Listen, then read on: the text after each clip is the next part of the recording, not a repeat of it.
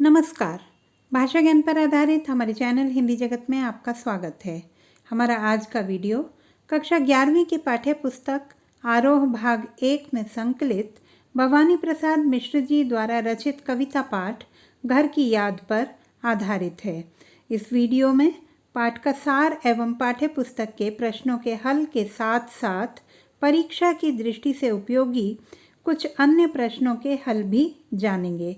तो आइए प्रारंभ करते हैं पाठ के सार से। कविता का सार। कविता घर की याद भवानी प्रसाद मिश्र जी के मर्म को उद्घाटित करती रचना है। भवानी प्रसाद मिश्र राष्ट्रीय आंदोलन के प्रमुख कवियों में से एक हैं। जेल प्रवास के दौरान कवि को घर से विस्थापन की पीड़ा सालती है। घर की सार्थक अवधारणा एवं मार्मिक याद कविता की केंद्रीय संवेदना है। जेल प्रवास के दौरान एक रात लगातार बहुत तेज बारिश हो रही थी। जेल में बंद कवि सावन के बादलों को देखकर घर की स्मृतियों में डूब जाता है।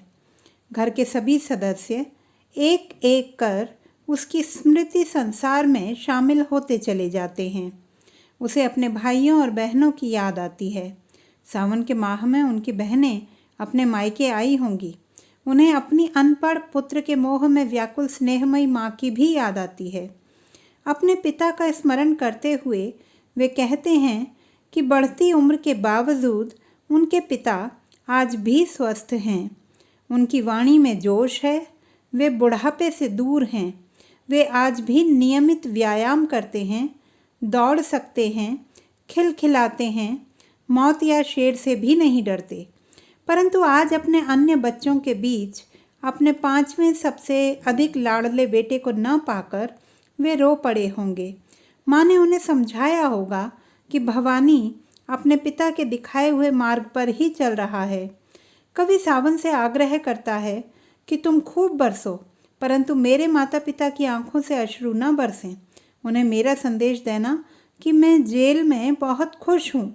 मुझे खाने पीने की कोई दिक्कत नहीं है। मैं स्वस्थ हूँ। उन्हें यह सच्चाई मत बताना कि मैं निराश, दुखी या असमंजस में हूँ।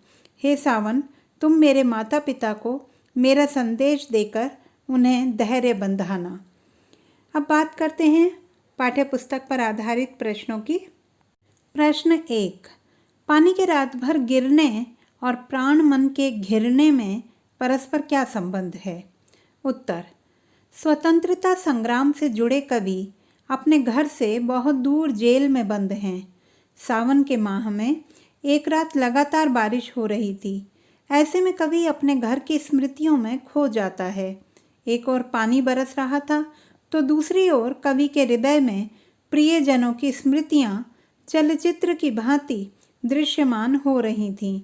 पानी के बरसने के कारण ही उसके प्राण और मन घर की याद में व्याकुल हो जाते हैं। प्रश्न 2। मायके आई बहन के लिए कवि ने घर को परिताप का घर क्यों कहा है? उत्तर। सावन के महीने में बहन मायके में अपने परिवार वालों से मिलने, उनके साथ प्रसन्नतापूर्वक समय बिताने आती हैं। वे भाई बहनों के साथ बिताए हुए क्षणों की स्मृतियों को पुनः जी लेना चाहती है।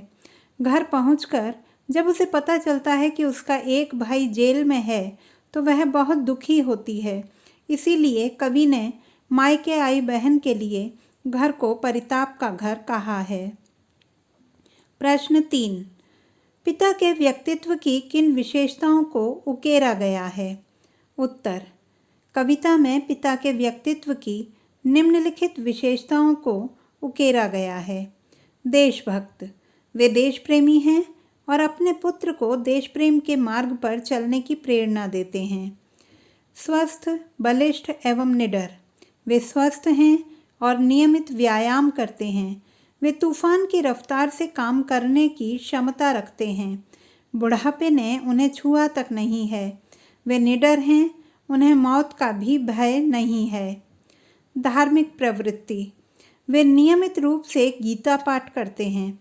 भावुक। अन्य बच्चों के बीच 5वें पुत्र को न देख वे उसे स्मरण कर विह्वल हो जाते हैं। उनके नेत्रों में अश्रु भर आते हैं। प्रश्न 4। निम्नलिखित पंक्तियों में बस शब्द के प्रयोग की विशेषता बताइए। मैं मज़े में हूँ सही है, घर नहीं हूँ बस यही है, किंतु यह बस बड़ा बस है, इसी बस से सब विरस है। उत्तर, कवि ने बस शब्द का लाक्षणिक प्रयोग किया है। दूसरी पंक्ति में बस के प्रयोग का अर्थ है कि वह केवल घर पर नहीं है, जबकि तीसरी पंक्ति में बस उसकी लाचारी और विवशता को दर्शाता है। चौथी पंक्ति में बस शब्द कवि के मन की व्यथा को प्रकट करता है, जिसके कारण उसके सभी सुख नष्ट हो गए हैं। प्रश्न 5। कविता की अंतिम 12 पंक्तियों को पढ़कर कल्पना कीजिए कि कवि अपनी किस स्थिति व मनः स्थिति को अपने परिजनों से छिपाना चाहता है।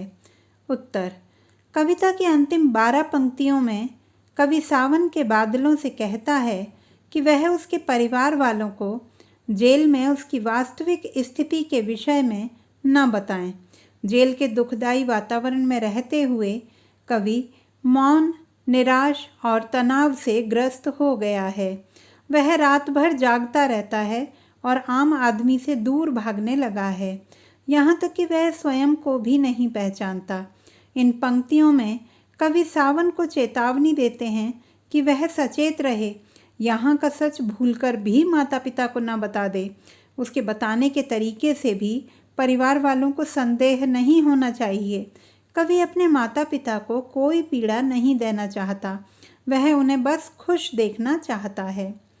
अब बात करते हैं कुछ अन्य प्रश्नों की जो परीक्षा की दृष्टि से आपके लिए उपयोगी सिद्ध होंगे। प्रश्न 1। घर की याद कविता का प्रतिपाद्य लिखिए। उत्तर, कविता घर की याद कवि के मर्म का उद्घाटन है। घर की सार्थक अवधारणा एवं मार्मिक स्मृति कविता की केंद्रीय संवेदना है। जेल प्रवास के दौरान सावन के बरसते बादलों को देखकर घर से दूर कवि के स्मृति संसार में एक एक कर उसके सभी परिजन शामिल हो जाते हैं। अपने प्रिय भाई बहन, दुख से व्याकुल परंतु स्नेहमयी माँ तथा स्नेहिल प्रेरक पिता का स्मरण उसे विह्वल करता है। वह सावन को दूत बनाकर अपने माता पिता के पास अपनी कुशल क्षेम पहुँचाने का प्रयास करता है ताकि कवि के प्रति उनकी चिंता कम हो सके। प्रश्न 2। पिता कवि को सोने पर सुहागा क्यों कहते हैं? उत्तर, पिता के लिए उनके सभी पुत्र संस्कारवान एवं आज्ञाकारी होने के कारण स्वर्ण के समान थे, परंतु 5वां पुत्र भवानी पिता की इच्छा से ही स्वयं को देश सेवा के लिए अर्पित कर जेल के कष्ट भोग रहा था। अपने कार्यों से उसने परिवार का नाम रोशन किया था, इसीलिए पिता ने कवि को सोने पर सुहागा कहा। मुहावरेदार भाषा में सोने पर सुहागा का अर्थ अन्य से विशिष्ट होने से है। प्रश्न 3। देखना कुछ बक न देना के स्थान पर देखना कुछ कह न देना के प्रयोग से काव्य सौंदर्य में क्या अंतर आ जाता? उत्तर, पंक्ति में प्रयुक्त बक शब्द खीज को प्रकट करता है, कह सामान्य शब्द है, अतः यदि कवि बक के स्थान पर कह शब्द रख देता तो उस कथन का विशिष्ट अर्थ ही समाप्त हो जाता। इसलिए बक शब्द अधिक सटीक एवं सार्थक है। तो बच्चों, आशा करती हूँ कि यह वीडियो पाठ को विस्तार से समझने में सहायक सिद्ध होगा। पाठ के सूक्ष्म अध्ययन हेतु बहुवैकल्पिक प्रश्नों पर आधारित हमारा वीडियो देखना ना भूलें। यह न केवल ऑनलाइन परीक्षा हेतु उपयोगी होगा बल्कि पाठ के गहन अध्ययन में भी सहायक सिद्ध होगा।